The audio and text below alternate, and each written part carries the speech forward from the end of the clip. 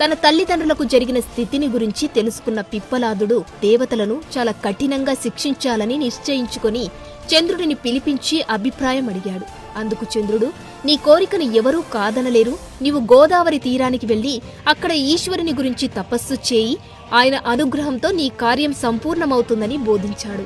పిప్పలాదుడు శివుని గురించి చాలా కాలం పాటు ఘోర తపస్సు చేయగా అతని తపస్సుకు మెచ్చిన మహాశివుడు ప్రత్యక్షమై ఏమి కావాలని అడగగా, శాంతి, జ్ఞానం, మోక్షం, విద్య, వైరాగ్యం ఇవన్నీ ఇప్పుడు నేను పట్టించుకునే స్థితిలో లేను. నా హృదయం దహించుకుపోతుంది.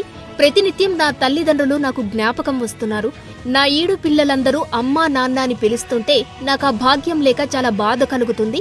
నేను దిక్కులేని వాడిలాగా చెట్టు కింద పెరిగాను. దేవతలు అనుగ్రహించి వరాలు ఇస్తారు, తపస్సు చేసే వాళ్లను రక్షిస్తారు అంటారు కదా. దీనికి విరుద్ధంగా నా విషయంలో ప్రవర్తించిన వారు క్షంతవ్యులు కారు. అందుకే వాళ్లని శిక్షించదలుచుకున్నాను.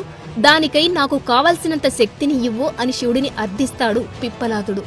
అప్పుడు ఈశ్వరుడు, నీకు శక్తిని ఇస్తున్నాను అని తన మూడో కంటికి ఉన్న ఎవరినైనా కాల్చి బూర్దె చేసే శక్తిని పిప్పలాదుడికి ప్రసాదిస్తాడు. శివుడు తనకు ఇచ్చిన శక్తితో దేవలోకానికి వెళ్లిన పిప్పలాదుడు అక్కడ కనిపించిన వారిని కనిపించినట్లుగా అనేక మంది దేవతలను దారుణంగా తన కళ్లతో కాల్చి వధించాడు. అతన్ని ఎదుర్కోలేని దేవతలు ప్రాణభయంతో నలుదిక్కులకు పరుగులు తీశారు. తర్వాత శనిగ్రహానికి వెళ్లిన పిప్పలాదుడు తన తండ్రి చావుకు కారణమై తనను అనాథను చేసినందుకు కోపంతో శనిని తన కళ్లతో కాల్చివేస్తాడు. విశ్వంలో గందరగోళాన్ని కలిగించే శనిగ్రహం దహించుకుపోసాగింది. దేవతలందరూ శనిగ్రహాన్ని రక్షించడంలో విఫలమయ్యారు. సూర్యుడు కూడా తన సొంత కొడుకు కాలిపోతున్నాడని నిస్సహాయంగా చూస్తూ బాధపడసాగాడు. చివరకు పిప్పలాదుడిని ఎదురించలేమని తెలుసుకుని శని మిగిలిన ఇతర దేవతలందరూ సత్యలోకం వెళ్లి బ్రహ్మదేవుడిని శరణు వేడారు. ఆయన వారందరితో కలిసి రుద్రుడిని శరణు కోరగా అప్పుడు ఈశ్వరుడు వాళ్లతో, నేను ఏం చెయ్యను, పిప్పలాదుడి తపస్సుకి ప్రతిఫలంగా వరమిచ్చాను. ఆ పిప్పలాదుడే ఒప్పుకుంటే, అతడికే అనుగ్రహం కలిగితే దేవతలు బ్రతుకుతారు, లేకపోతే మీ చావు తప్పదు అని చెప్పగా అప్పుడు బ్రహ్మాది దేవతలు, పిప్పలాదుడిది తీవ్రమైన భయంకరమైన సంకల్పం. ఆయన ఎవరు చెప్పినా వినడు. ఆయనకి ఆ శక్తినిచ్చింది నువ్వే కాబట్టి నీవే పిప్పలాదుడిని శాంతింపచేయని ప్రార్థించారు. అప్పుడు రుద్రుడు బ్రహ్మని, ఇతర దేవతలని తీసుకుని పిప్పలాదుడి దగ్గరకు వెళ్లి, నాయనా పిప్పలాదా, ఈ పాటికి నీ ఆగ్రహం కొంత చల్లారి ఉండవచ్చు. నీ శక్తి సామర్థ్యాలు లోకానికి రుజువయ్యాయి. దేవతలందర్నీ కూడా నీవు చంపగలవు.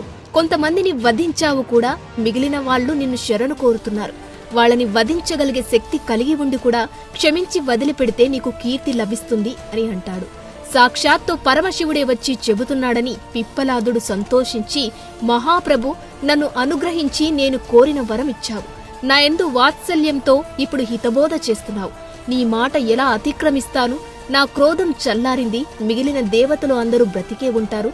నేను వాళ్లను ఏమీ చెయ్యను అని అంటాడు. అప్పుడు శనిదేవుడు తనను క్షమించమని పిప్పలాదుడిని వేడుకుంటాడు. అప్పుడు పిప్పలాదుడు శనిదేవునితో ఇలా అంటాడు, పుట్టిన పిల్లలకు 5 ఏళ్ల వయసు వచ్చే వరకు వారి జాతకంలో శని ఏ స్థానంలోనూ ఉండకూడదు.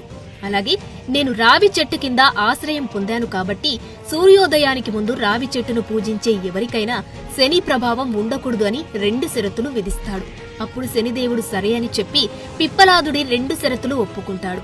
అప్పుడు పిప్పలాదుడు తన బ్రహ్మదండంతో శని పాదాలకు తాకించి మండుతున్న శనిదేవుడిని చల్లార్చి క్షమించి విడిచిపెడతాడు. శనీశ్వరుడి పాదాలకు గాయం కావడంతో అతను మునుపటిలాగా వేగంగా నడిచే సామర్థ్యాన్ని కోల్పోయాడు. అప్పటి నుండి శని శనైచార అంటే మెల్లగా నడిచేవాడు అని పిలువబడ్డాడు. అలాగే అతను అగ్నిలో కారడం వల్ల అతని శరీరం నల్లగా కాలి వికృతంగా మారిపోయింది. ఆ తర్వాత పరమశివుడు పిప్పలాదుడితో, నీ క్షమాగుణానికి, కారుణ్యానికి నేను ఎంతో సంతోషించాను. నీ తల్లిదండ్రులను చూడలేకపోయావనే కదా నువ్వు దుఃఖపడేది. ఆ దుఃఖం నీకు ఇక ఉండదు. నువ్వు అనుకున్న సమయంలో పితృలోకాలకు వెళ్లి నీ తల్లిదండ్రుల దర్శనం చేసుకునిరా. వాళ్లతో సంభాషణ కూడా చేయవచ్చు. నీకు వాళ్ల దర్శనం దొరకగానే నీ దుఃఖం పోతుంది అని వరమిస్తాడు. తర్వాత పితృలోకాలకు వెళ్లి తన తల్లిదండ్రులు దదీచి సువర్చల దర్శనం చేసుకున్న పిప్పలాదుడు వారి శరీరాలు పోయాయి కాని వారు మాత్రం క్షేమంగానే ఆరోగ్యంగానే దివ్య శరీరాలతో ఉన్నారు అని శాంతపడ్డాడు. మళ్లీ భూలోకానికి తిరిగి వచ్చిన పిప్పలాదుడు తపస్సు చేయసాగాడు. అలా కొన్ని వేల సంవత్సరాల తపస్సు తర్వాత ఆయనకి బ్రహ్మ జ్ఞానం కలిగింది.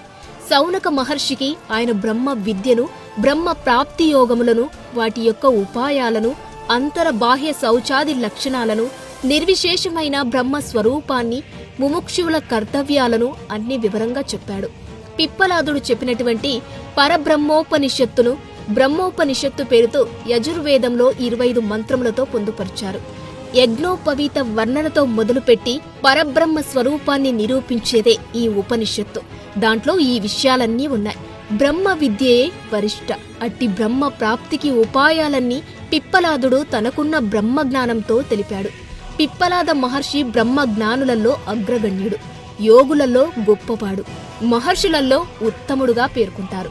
ఆయన నామాన్ని జపించినా, ఆయన కథను విన్నా బ్రహ్మజ్ఞానం కలుగుతుందని సాక్షాత్తు బ్రహ్మదేవుడే వరమిచ్చాడు. ఓం నమో పిప్పలాద మహర్షి అయి నమః.